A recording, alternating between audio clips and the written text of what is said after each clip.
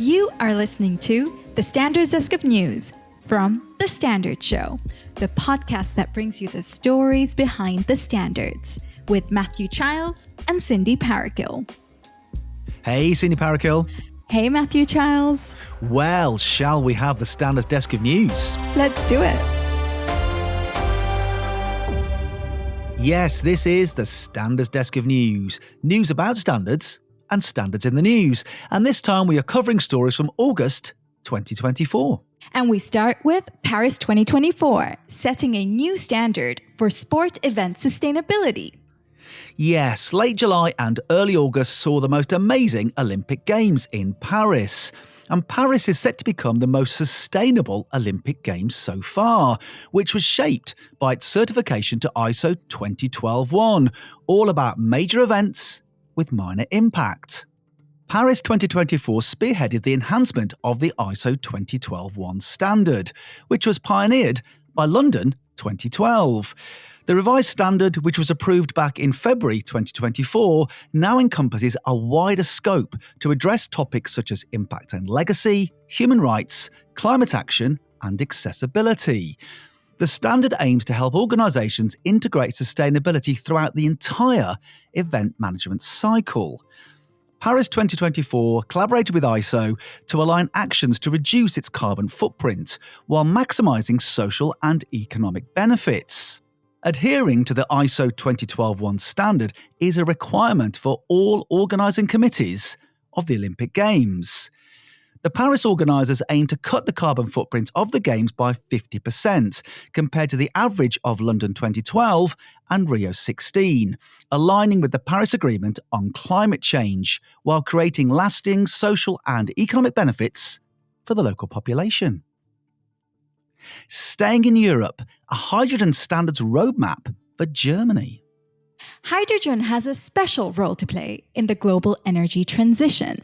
It can offer a clean energy solution to parts of the economy that are difficult to decarbonize. Think industrial processes, industrial and domestic heat, and hard to electrify transport, such as heavy-duty vehicles or ships. Standards and technical regulations are needed to successfully establish a hydrogen value chain.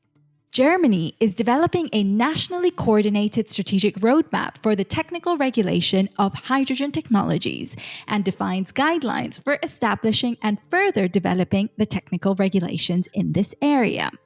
German standards bodies DIN and DKE are involved.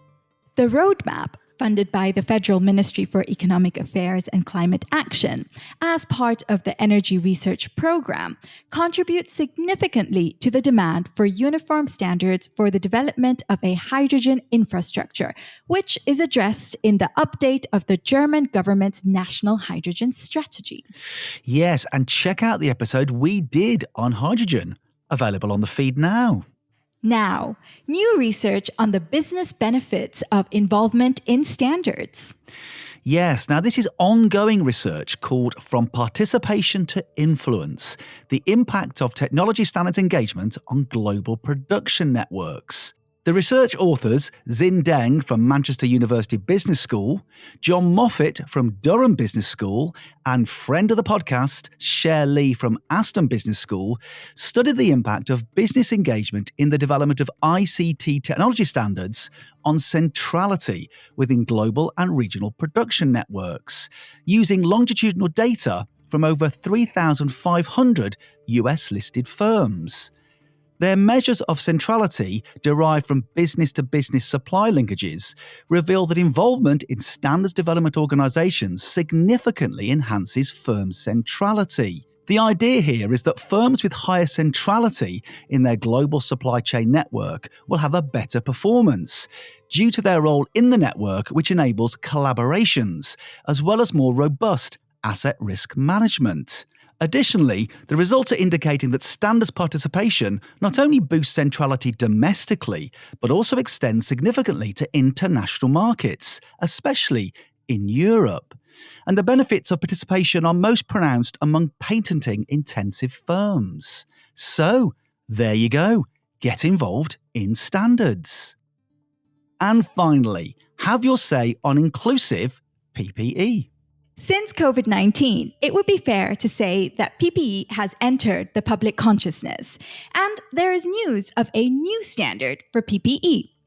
BSI is developing BS 30417, Procurement and Provision of Inclusive PPE.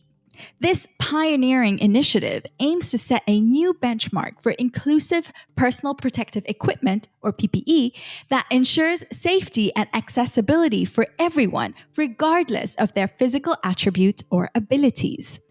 BSI is actively seeking new members from all sectors to contribute their expertise and insights. Safety and health professionals, PPE manufacturers and suppliers, human resources and diversity experts, industry regulators and policymakers, and PPE end users from various sectors. The new standard will ensure that PPE is designed and provided with everyone's safety and comfort in mind. So have your say and get involved. Now, a reminder that you can find links to some of the stories we have featured today and how to get involved in standards in the show notes. And the show notes are also where you can find details of our social media and all the other ways to get in touch with us here on The Standard Show. Well, thank you, Cindy Parakill. Thank you, Matthew Childs. For August 2024, that's the Standards Desk of News.